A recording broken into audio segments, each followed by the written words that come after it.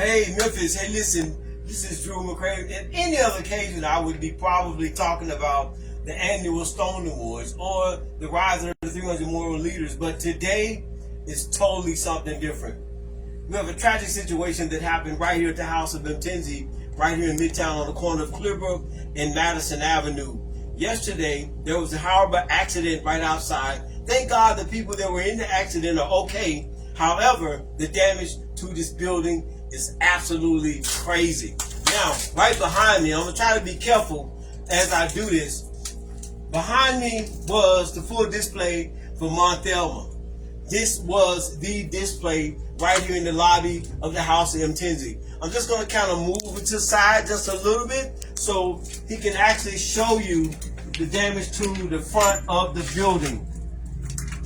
And then I'll tell you why we're actually going live. This is the front of the House of Mtenzi, and I'm sure that most of you guys that have been here know that this is a historic place. It has a lot of different jewels in our community that particularly deals with our history, but more than anything, Ma in the Nine Mustard Seed, Monthelma, she is the one that is the foundation of Ma in the Nine Mustard Seed. So here's what I'm asking you guys today. I would ask that anybody that can hear my voice, we need you guys to donate. At the end of this video, you're going to see all the different outlets that you can actually use to send money, to donate money, whether it be through Cash App, whether it be through Zelle, whatever it might be. All of those things are going to be attached to this here. I'm asking, and any other time I would say you guys need to purchase tickets. This is not about purchasing tickets. This is about helping something that is very vital. It's a jewel in our community. And on behalf of myself, as being the host of the annual Stone Awards, the Mtenzi Awards, and the Rise of the 300 Moral Leaders, being one of the Rise of the 300 Moral Leaders, I'm asking that not only that the general public help, but all of the ones that have already been a part and have been inducted into the Rise of the 300 Moral Leaders, that you would do your moral part, and that you would be a part of this movement in helping us in revitalizing this great jewel in our community. Now I'm going to walk outside, because outside there's somebody that we're going to meet outside. Oh.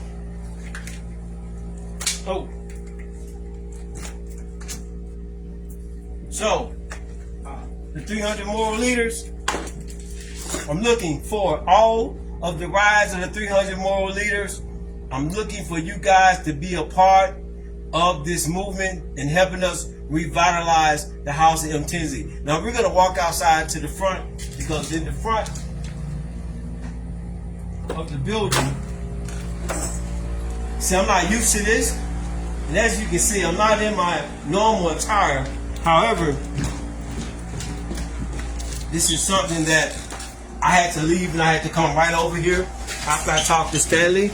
I'm sorry, we're walking, so this is awkward for us today, because we never have to do this the way that we're doing it. Of helping us in this great movement. I'm actually outside now, and what I want to do is there's a person that I'm getting ready to meet outside. This guy is going to tell you about some things. He is part of the history of not only the community, but with the MUSTARDSEEDS Museum. Mr. Joe Calhoun, how you doing, sir? So tragic that we have to be here on this occasion. Joe, you were talking about how we've had several different things that happen in our community, particularly when it comes to the civil rights movement and just the history and things that are connected to our history. Can you mention that while we're live on Facebook? Yeah, over the last year and a half, we've had a fire at Slave Haven.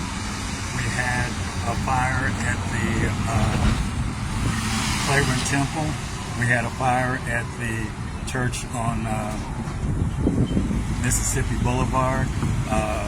And now we've got the House of Mtenzi had a car that lodged in the side of the House of Mtenzi, and it left it unusable at this time. It's unfortunate that the All these places are historic places in the city of Memphis, and they're all being impacted, and they're preventing us from being able to really tell the full story of the history of the city of Memphis, because they've been incapacitated at one way or another the mass public to be able to appreciate and understand the story that each of these edifices have in our community. Each of them have a different story to be told, and they're all been damaged, and we still need to be able to tell the story of each of these specific places in the history of the civil rights movement, in the history of the city of Memphis, and in the history of the country in general. We was just in Selma, Alabama. So yeah, we were just in Selma, Alabama about a little bit over a month or so. And of course,